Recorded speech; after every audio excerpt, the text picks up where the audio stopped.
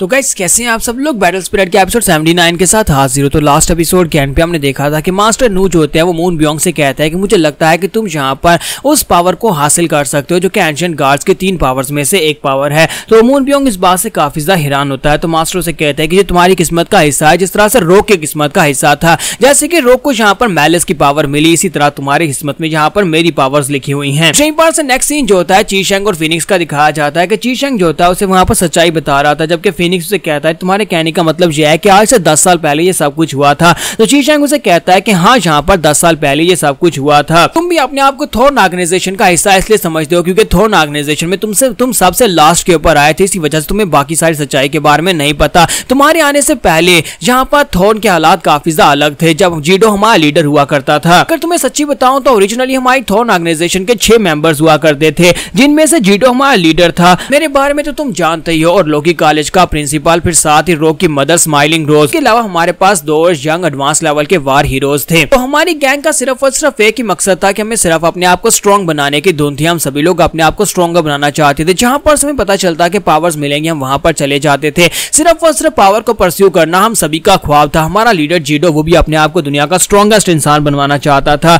तो फिनिक्स उसे कहता है तो फिर क्या हुआ, तो वो उसे कहता है कि अंटिल हमें वो चीज मिली, हमें जब वो रूइंस मिली तो उसके बाद से सब कुछ बदल गया। तो फिनिक्स कहता है कि तुम जहां पर किन एंशिएंट रूइंस की बात कर रहे हो, जबकि सेम टाइम के बाद दूसरी तरफ मास्टर न्यू जो होते हैं हमारे मून बियोंग से कहते हैं कि हम लोग पहुंच गए। तो उनके सामने वहां पर सिर्फ और सिर्फ जंगल होता है। तो वो कहता है कि क्या जीडो यहाँ पर है, क्या वो इस जंगल में रह रहा है, और इसी के साथ ही वहां पर उसे सामने कुछ भी दिखाई नहीं दे रहा सिवाय जंगल के। तो वो कहता है कि यहाँ पर सिर्फ और सिर्फ जंगल ही है। तो मास्टर न्यू अपने हाथ को सामने करते और कहता है कि जीडो ये मैं हूँ न्यू, मून बियोंग को अपने साथ लेकर आया हूँ। और इसी के साथ ही वहां पर सामने से एक बैरियर ओपन होता है। तो जैसे वो बैरियर ओपन होता है वो लोग अंदर चले जाते हैं। ये तो बिल्कुल ऐसे लग रहा है जैसे वकांडा का बैरियर ओपन हो रहा है और ये लोग ब्लैक पैंथर से मिलने के लिए जा रहे हों। और इसी के साथ ही वो लोग अंदर आ जाते हैं। तो अंदर एक अलग ही माउंटेन होती है और वहां पर उन्हें रास्ता दिखाया जाता है जहां पर उन्हें जीडो मिलने वाला है। तो वहां पर अंदर एक घर होता है, उस घर में जीडो रहता है। तो इसी के साथ ही वो लोग वहां पर नीचे लैंडिंग करते हैं। जब वो लोग नीचे लैंडिंग करते हैं तो जीडो वहां पर खेती बाड़ी कर रहा होता है। तो वहां पर उतरने के बाद वो लोग कहते हैं कि लो हम लोग यहाँ पर आ गए। और इसी के साथ ही जीडो को दिखाता है कि जीडो ने अपनी आंखों के ऊपर पट्टी बांध रखी होती है।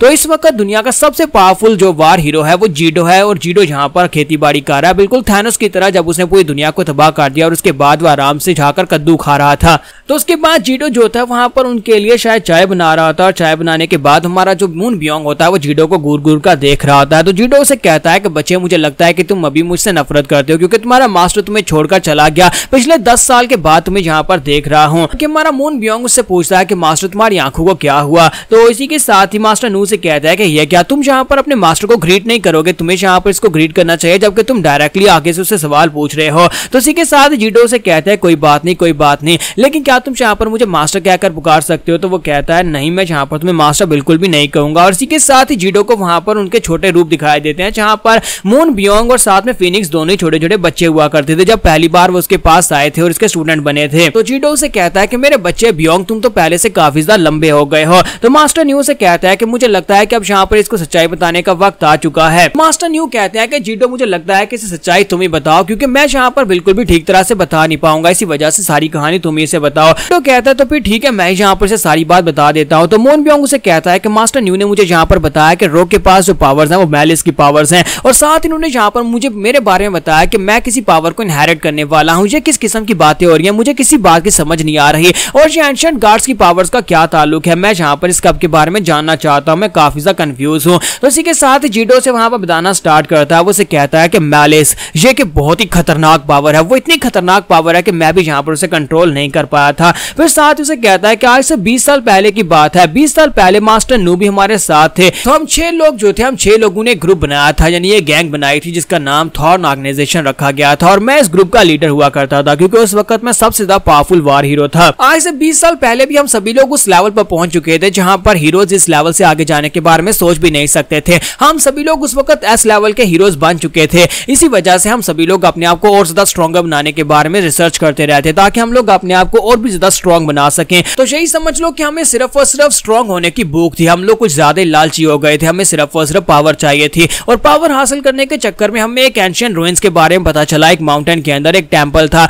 जो कि एंशिएंट गार्ड्स के समय से यहाँ पर था। तो हम 6 के 6 वहां पर पहुंच गए, लेकिन हमें इस बारे में बिल्कुल भी आइडिया नहीं था कि वो जगह जो है वो गार्ड्स के टाइम से यहाँ पर है, उनके समय से यहाँ पर मौजूद है। इसी वजह से हमारी जो रीच थी उससे वो बहुत ज्यादा बाहर थी। वहां पर पहुंचने के बाद हमें असली बात पता चली कि वो जगह जो थी वहां पर आना ही नहीं चाहिए था। हम सभी लोग उसके दरवाजे के सामने जाकर खड़े हो गए। उस दरवाजे को ओपन करने के बाद हमें पता चला कि इस दुनिया में हमारे वार हीरोज जो कि एस लेवल के वार हीरोज अपने आप को स्ट्रॉन्गेस्ट समझते हैं, उसके अलावा भी यहाँ पर कोई बहुत ही पावरफुल एग्जिस्टेंस भी है।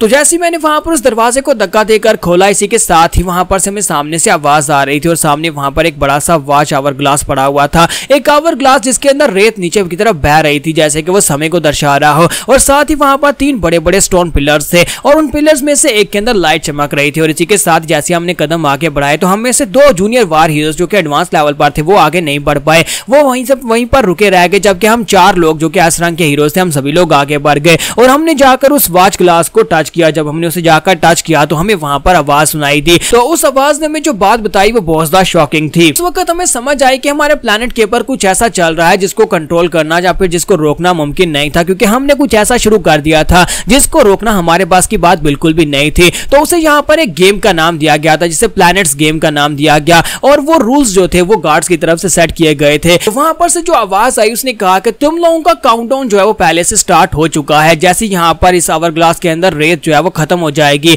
और तुम्हारा समय खत्म हो जाएगा, तुम्हारे पूरे के पूरे प्लेनेट को तबाह कर दिया जाएगा, जिसके साथ साथ हर एक लाइफ फॉर्म तबाह बर्बाद हो जाएगी, सभी लोग मर जाएंगे। लेकिन अगर तुम लोग यहाँ पर इस गेम को कंप्लीट करते हो तो फिर तुम सभी लोगों के पास जिंदा रहने के चांसेस हैं। तो मोन ब्योंग जो था वो उसकी बात सुनने के बाद कहता है कि इस बात का क्या मतलब था कि वो गेम जो थी पहले स्टार्ट हो चुकी थी, यानी कि उस आवर ग्लास की रेत पहले से गिरना स्टार्ट हो गई।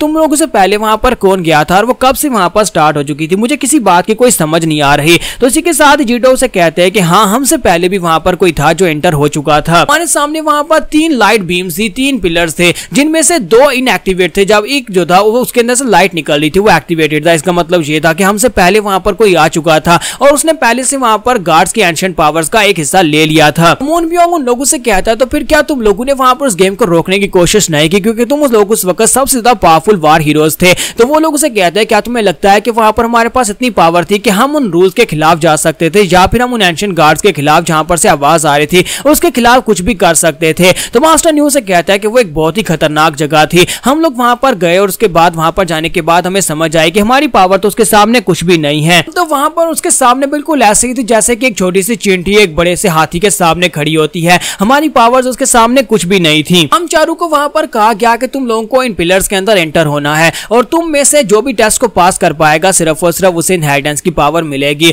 यानी उसे एंशिएंट गार्ड की वो पावर मिल जाएगी। और हम चारों ने वहां पर ट्राई किया, लेकिन हम चारों में से सिर्फ और सिर्फ 2 लोग ऐसे थे जो कि वहां पर से पावर्स को ले पाए थे। मुझे वहां पर से मैलिस की पावर मिली, जबकि दूसरी तरफ से मास्टर नू को वहां पर एंशिएंट गार्ड्स की लव की पावर मिली। तो ये बात सुनते मोन ब्योंग भी काफी ज्यादा हैरान होता है और कहता है क्या एंशिएंट गार्ड्स की लव की पावर, क्या ये भी कोई पावर है? तो मास्टर नू से कहता है कि हाँ, ये भी एक पावर है, लेकिन मैं कभी इसको एक्टिवेट नहीं कर पाया, यानी कि इसे अवेकन करना मेरे पास की बात नहीं है। और यहाँ पर अब सवाल आता है कि वो तीसरी पावर कौन सी थी? तो आप सभी लोग मेरे ख्याल में उस बंदे को जानते हैं और उसका नाम पहले भी सीरीज में लिया जा चुका है। तो आप सभी लोगों में से अगर किसी को थोड़ा सा गैस करना है तो कमेंट करके बता सकता है कि वो बंदा कौन है जिसके पास तीसरी एंशिएंट गार्ड की पावर है। तो यहाँ पर हम लोग अपनी एपिसोड 79 का एंड करेंगे। तो एपिसोड की एक्सप्लेनेशन अच्छी लगी हो तो कमेंट करके जरूर बताइएगा। वीडियो को लाइक करना मत भूलिएगा। Thank you.